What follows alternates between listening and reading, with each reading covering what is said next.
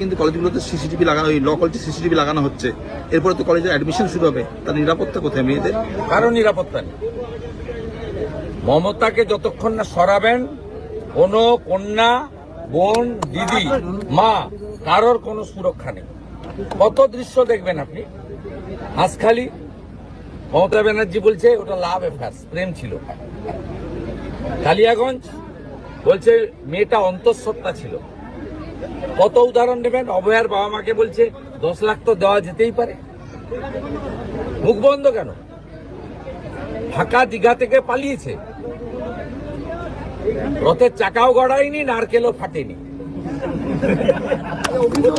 আইন কলেজে ঢুকতে বাধা অর্চনা মজুমদার। সেই মদনা বলেছিল 21-এ, মাতাল মদনা, যে আমার এখান থেকে কেটে বাদ দিয়ে দিবেন মমতা যদি হেরে যায়।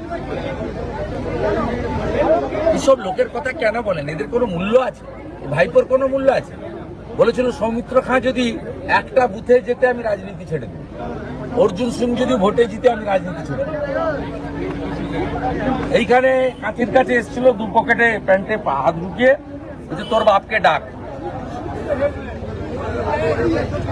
যত এসব করবে হারবে। এখানে বাইপাসের কাছে এসেছিল মুসলমানদের নিয়ে। শুনুন, যা ঘটেছে কসবাতে নিন্দনীয়, এবং সামগ্রিকভাবে আমাদের রাজ্যের কন্যারা মমতা ব্যানার্জির আমলে সুরক্ষিত নয়। আগামী দিনে কয়েক সপ্তাহ যত কর্মসূচি আমার হবে, আমি কন্যা সুরক্ষা যাত্রা নামে করব। আমি সিদ্ধান্ত নিয়েছি কন্যা সুরক্ষা যাত্রা নামে আমি এই কর্মসূচি পালন করব।